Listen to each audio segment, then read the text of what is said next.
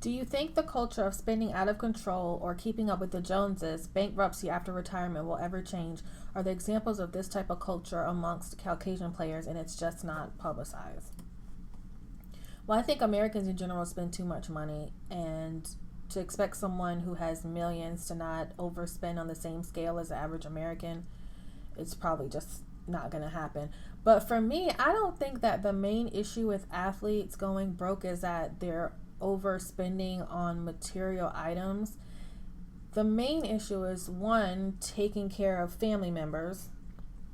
That's the biggest issue. And a lot of times it's not even just like homeboys, it's really like legitimate problems, like people need surgery and they don't have health insurance, or whatever, and you just give them $10,000, $15,000. Now a lot of athletes will tell you that they'll give family members $3,000, $5,000 here and there all the time, but sometimes they do get hit with bigger expenses from family members and they can't say no because, okay, the person might die or they might get sick. Now the best thing for them to do is to start directing their family members to better resources where they can take care of their own selves, social help, welfare, whatever you want to call it. But they feel bad when they can't pay for things like that. But two of the biggest mistakes that athletes make that we don't talk about enough is one, people hurrying them into business before they're ready. I just saw this woman the other day. I'm not going to mention her name, but she's like a real estate expert or something like that. And she was like encouraging athletes to get into real estate, talking about it's a great time to get into real estate.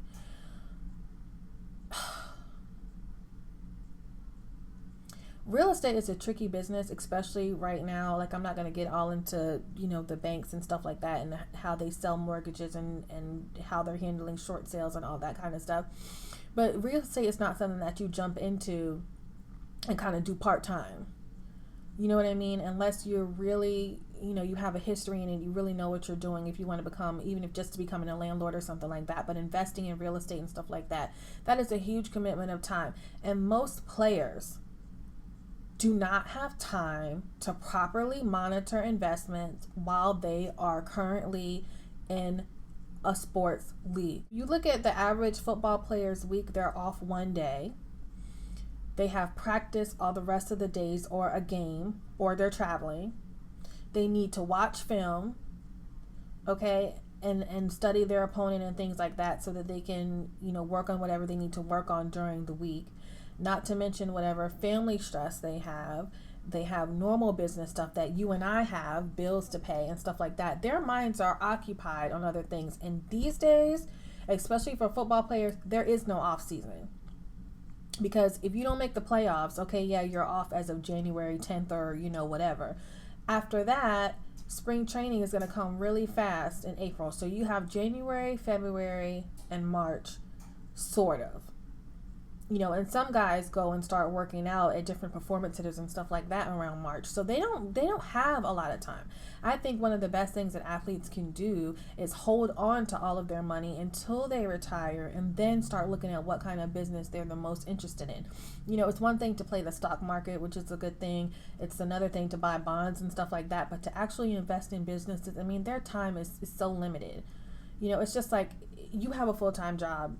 You start a business. Isn't that difficult to have? It's hard to work a full-time job and even to have a blog or something like that. Imagine really trying to invest in a business, especially if you have no business experience and you start to trust people to look over these businesses that you can't trust, which is why people like, for example, Terrell Owens is broke right now.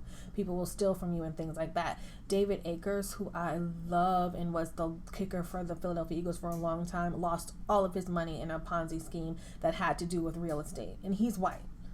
So that happens to white players too. Johnny Unitas was white, lost his money. So the saddest thing is that a lot of athletes go broke trying to make more money. And that really sucks.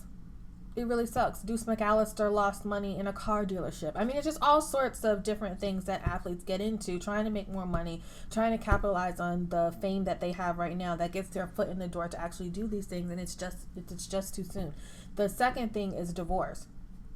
You get married when you're young, then that means that woman is entitled to half of everything you make from that day forward. Now, if you make all of your money in a short amount of time, then she's going to be entitled to half of the majority of money that you ever made.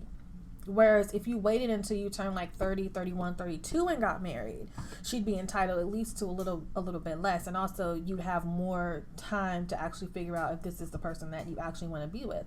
But athletes don't want to be alone. They hate coming home to an empty house. They love having somebody that they can depend on. They love having a hot meal on the table just like anybody else.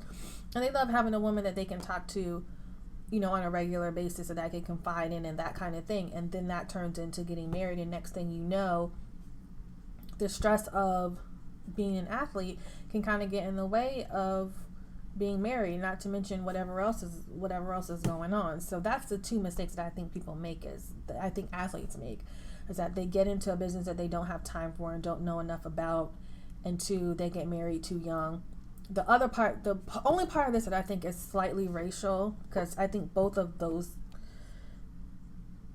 things I just said happen to both black and white players. The thing I see black players do that's different from white players is have too many kids to women that they're to too many different women, or just period having kids period, because that's your child support is going to be based on how much money you're making right now.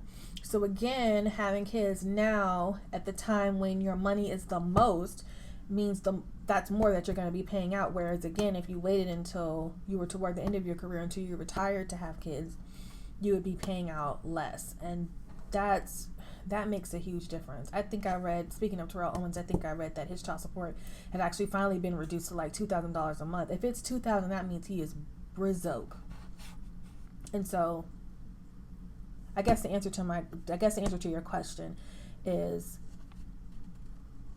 yes, a lot of athletes do spend too much money, but it's no different from the average American. The real problem is their investments and divorce and kids.